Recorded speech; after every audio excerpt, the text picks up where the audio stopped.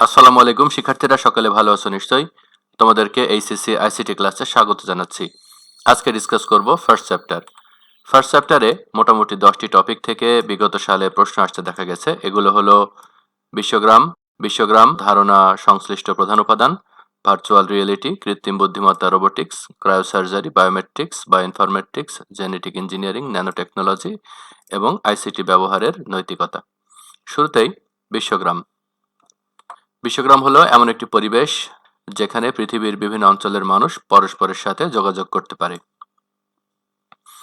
এরপর বিশ্বগ্রাম ধারণার যে প্রধান উপাদান রয়েছে সেগুলো হলো video conferencing, e learning, smart home.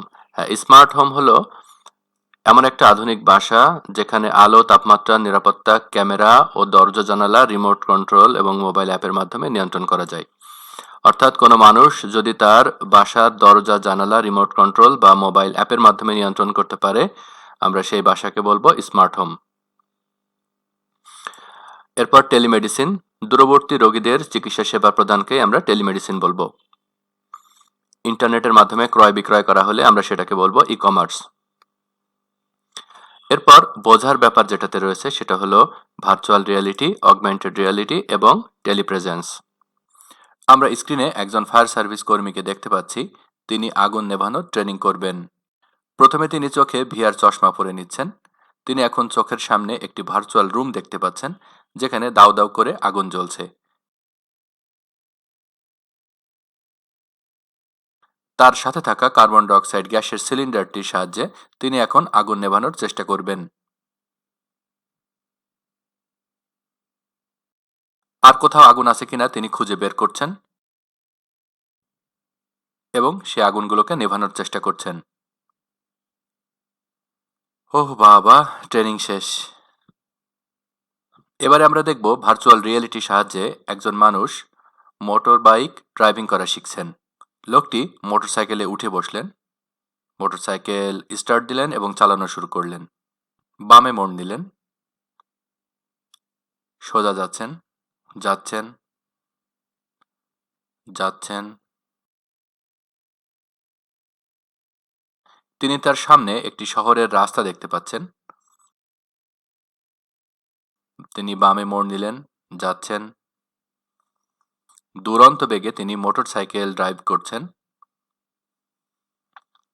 এবার একটু থামতে হবে, সামনে জ্যাম।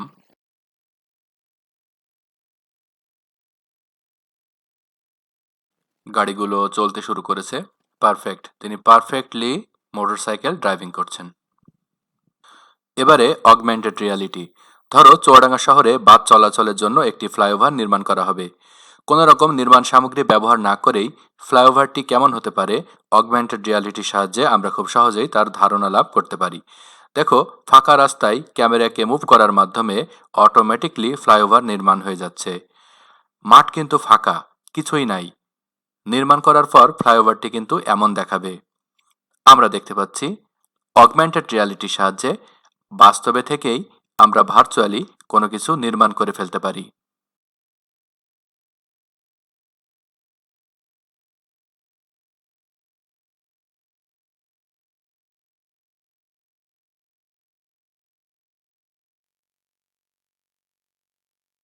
অগমেন্টেড রিয়ালিটির সাহায্যে এবারে আমরা চোখের 3D মডেল দেখব।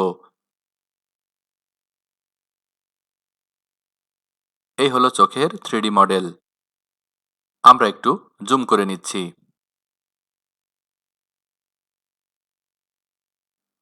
আরো জুম করছি। দেখো, একেবারে ভেতরে কি আছে দেখা যাচ্ছে। ছোট করে নিলাম, আরো ছোট। চোখের পেছনে কোন শিরা উপশিরাগুলো আছে আমরা সেটাও দেখতে পাবো।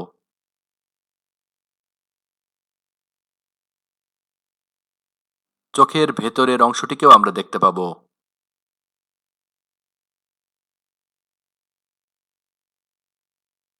একেবারে শিরা উপশিরা পর্যন্ত। তাহলে খুব সহজেই অগমেন্টেড রিয়ালিটির সাহায্যে আমরা চোখে 3D মডেল দেখতে পারি। এবারে আমাদের তৃতীয় যে পয়েন্টটি ছিল টেলিপ্রেজেন্স। টেলিপ্রেজেন্সটা কীরকম চলো দেখি। তোমরা দেখতে পাচ্ছ এখানে একজন মানুষ বসে আছেন, উনি ফোনে চাপ দিলেন, সাথে সাথে এই স্ক্রিনগুলোতে এক একজন মানুষ করে দেখা যাচ্ছে। দেখো ইনি সবার সাথে কথা বলছেন, যেন মনে হচ্ছে সবাই সামনাসামনি বসে আছে। আসলে এগুলো কিন্তু টিভির স্ক্রিন। এই স্ক্রিনে কিন্তু তারা তাদের রুমে বসে আছেন, যেন মনে হচ্ছে সবাই সামনাসামনি বসে আছে। অর্থাৎ এটা অনেকটা ভিডিও কনফারেন্সিং এর মতো। তাহলে এই কনসেপ্টটাকে আমরা বলছি টেলিপ্রেজেন্স। তাহলে সহজভাবে আমরা যদি বলি ভার্চুয়াল রিয়ালিটি মানে সবকিছুই কৃত্রিম, আর অগমেন্টেড রিয়ালিটি মানে বাস্তবের সাথে কৃত্রিমের যোগ, আর টেলিপ্রেজেন্স মানে দূরে থেকেও যেন সকলেই কাছাকাছি উপস্থিত। এবারে পরবর্তীতে রয়েছে কৃত্রিম বুদ্ধিমত্তা। কৃত্রিম বুদ্ধিমত্তার সাথে আরেকটা জিনিস একটু কনফ্লিক্ট করে, সেটা হলো মেশিন লার্নিং। তো মেশিন যখন নিজে নিজে শেখে তখন সেটাকে বলা হয় মেশিন লার্নিং, আর মেশিনকে যখন শিখিয়ে দেওয়া হয় তার পরবর্তীতে সে কাজ করতে পারে, সেই কনসেপ্টটাকে আমরা বলবো কৃত্রিম বুদ্ধিমত্তা।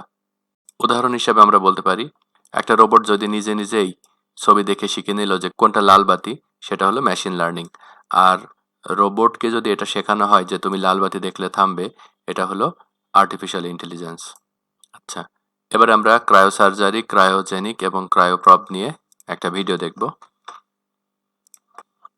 তোমরা দেখতে পাচ্ছ একটি মানুষ, তার গালে একটা ব্রণ দেখা যাচ্ছে। এই ব্রণটাকে এবারে আমরা দেখতে পাচ্ছি কোষগুলো আস্তে আস্তে শীতল তাপমাত্রা প্রয়োগ করা হচ্ছে এবং সেগুলো বরফ হয়ে যাচ্ছে। সবগুলো বরফে পরিণত হওয়ার পর দেখো এগুলোকে ভেঙে ফেলা হলো। এখানে কিন্তু কোনো রক্তপাতের ঘটনাই ঘটলো না। দেখো একেবারে সবগুলোকে ঠান্ডা বরফে পরিণত করা হলো এবং এগুলোকে সব ভেঙে ফেলা হলো। এখানে রক্তপাতের কোনো ঘটনাই ঘটলো না। তো এখানে আমরা তিনটা জিনিস সম্পর্কে জানতে পারলাম, সেটা হলো ক্রায়োজেনিক এজেন্ট, ক্রায়োপ্রব এবং ক্রায়োসার্জারি। এখানে তরল নাইট্রোজেন ইউজ করা হয়েছে। এই তরল নাইট্রোজেনকে আমরা বলবো ক্রায়োজেনিক এজেন্ট। আর ওই যে মেশিনটা দেখলাম, ওই মেশিনটাকে আমরা বলবো ক্রায়োপ্রব। আর এই চিকিৎসা পদ্ধতির নাম হলো ক্রায়োসার্জারি। এবার আমরা বায়োমেট্রিক নিয়ে ডিসকাস করব। তোমরা ভিডিওতে দেখতে পাচ্ছ একটি মানুষ তার আঙ্গুলের ছাপ দিলেন এবং তিনি অফিসে প্রবেশ করলেন। এই যে আঙ্গুলের ছাপ এভাবে দিলেন এবং অফিসে প্রবেশ করলেন, তার হাজিরা হয়ে গেল। এটাকে আমরা বলবো বায়োমেট্রিক।